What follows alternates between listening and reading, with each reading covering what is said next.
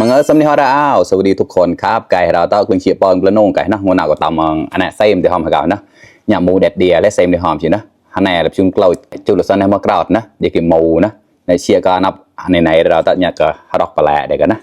ตอนพวกคุณเชียร์ยังก็หมูเจาะนะเนี่ยแคบหมูเลยไหนมานะมีน้ำกลอยฮันแน่กันเลยเนี่ยสวรรค์ข้ามกันงั้นชื่อรู้เราว่าเราวันนี้มากินข้าวเหมือนเดิมครับหมูแดดเดียวครับหอมๆเพิ่งทอดมาร้อนๆเลยครับเนี่ยแล้วกินกับผักต่างๆนะครับมากินด้วยกันครับมีหลายอย่างเลยครับมีคะน้ามีสตอมีมะระนะมีแตงโอ้ยหลายอย่างครับมากินด้วยกันครับหิวข้าวพอดีเลยมากินข้าวด้วยกันเลยครับเพิ่งเลิกงานตอนเที่ยงนะโอเคเมื่อกี้ตาอารมณ์ตอนกลางวันนะยังเสียงกำจอดแกใจเปลี่ยนเมนูแกลนะ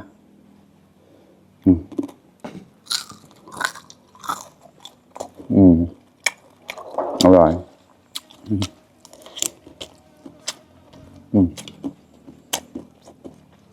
กินง่ายๆนะครับวันนี้ชื่อรู้แล้วว่าแล้ว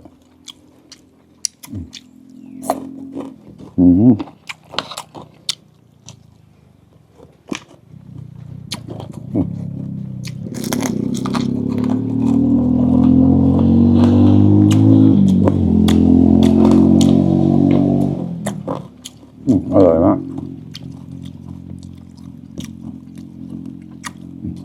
แจ่วบองนะครับ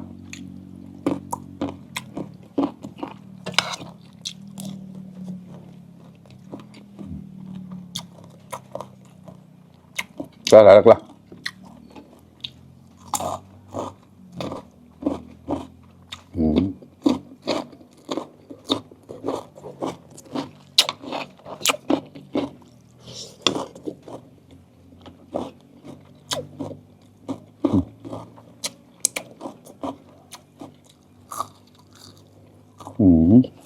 เข้ากัน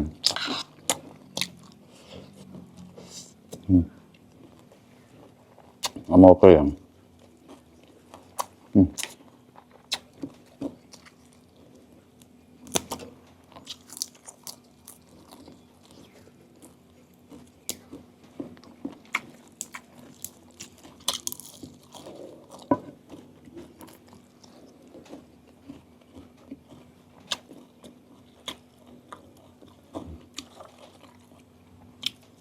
แบบนี้เลยครับกละ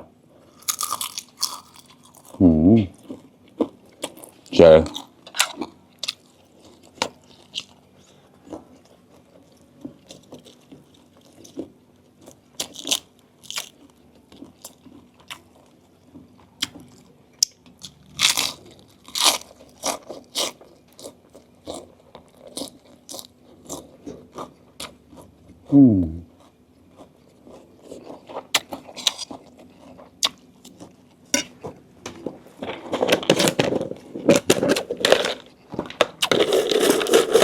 นี่แคบหมูนะครับน้ำกระทะแหน่แล้วก็อันนี้ก็ทำเองเหมือนกันนะครับกรอบ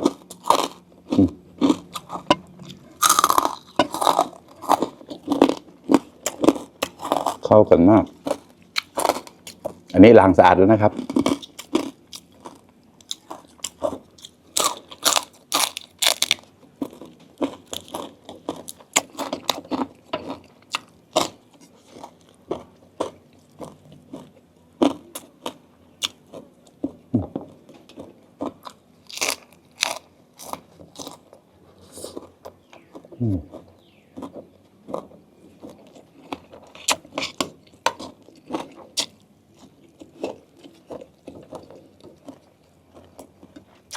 อร่อยมาก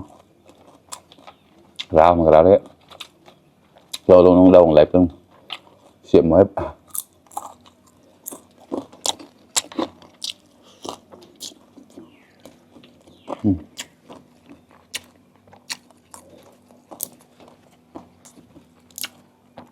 bao cà phê một cái nào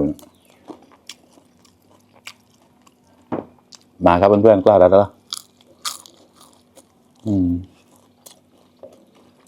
สตอเนียงจาก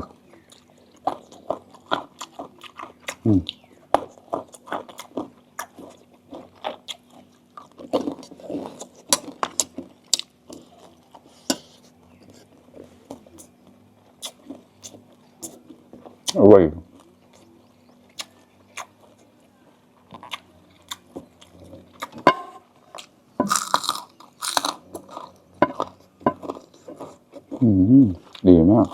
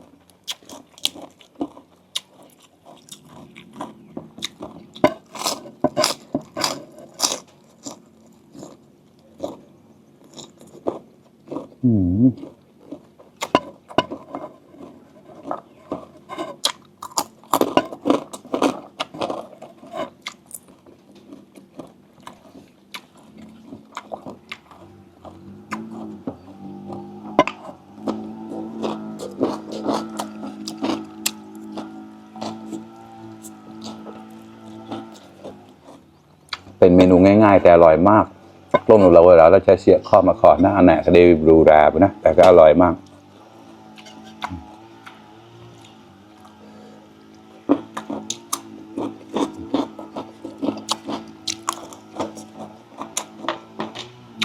ตอนเตียงได้ตักเสียเราแล้วนะ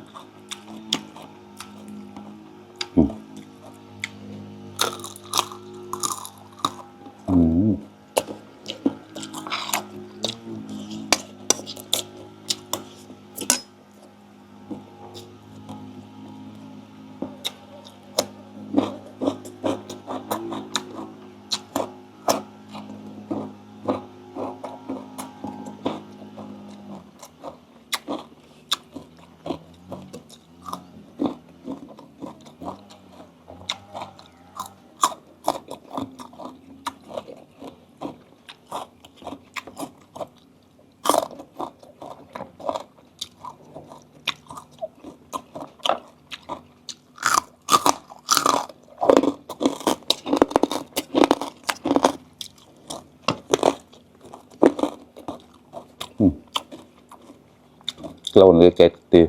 và mày đâuเขาจะจอดแต่เจ้าเชียร์แน่แล้วนะเดี๋ยวจะช้อนที่ดัดลายนี่เอากระดูกจอดดัดเจ้าชวนนะโอ้กล้าได้แล้วกล้า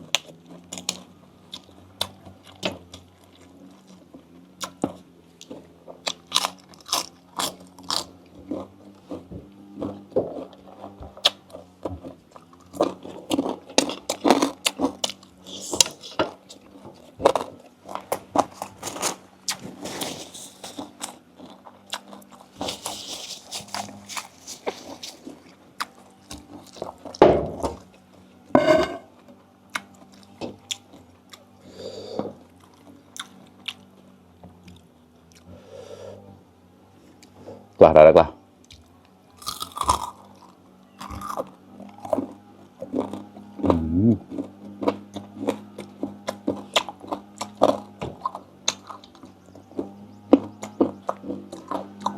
เงาเพิ่มแซกเงาต่างๆแป๊กมาแล้ว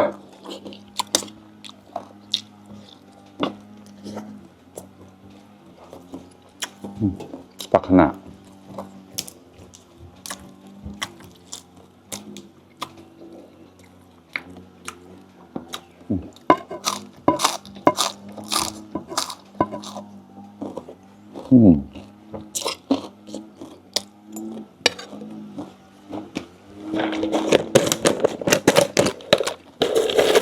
ไม่น่ากลัวข้างใต้หลากหลายข้างใต้เต็มให้ได้ดอนนะจะได้ก็จบเกตแต่เต็มมาดเลยดอนจะชื่อขวด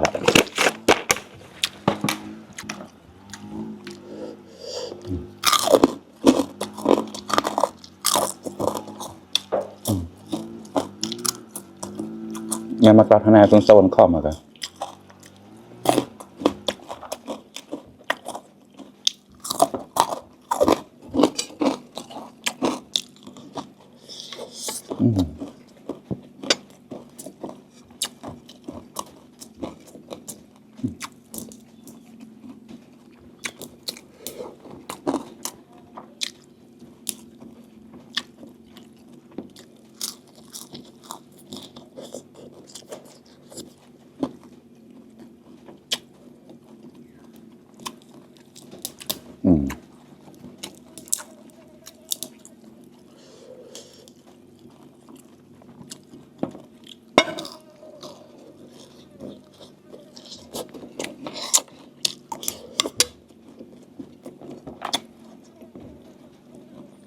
เดี๋ยวเปิดเขา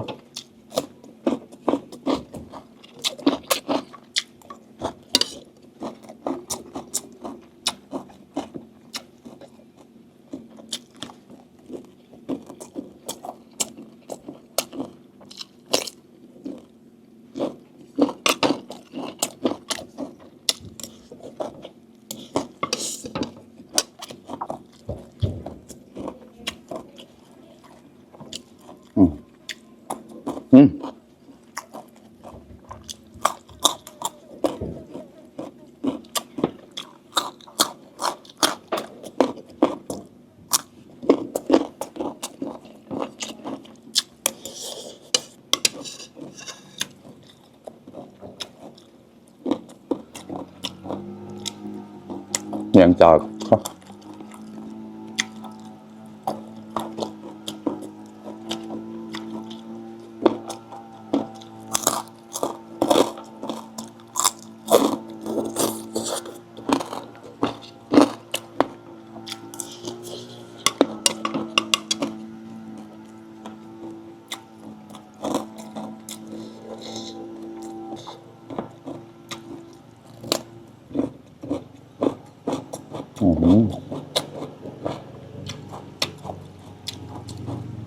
จะอุสิปันจำจอดอะไรก็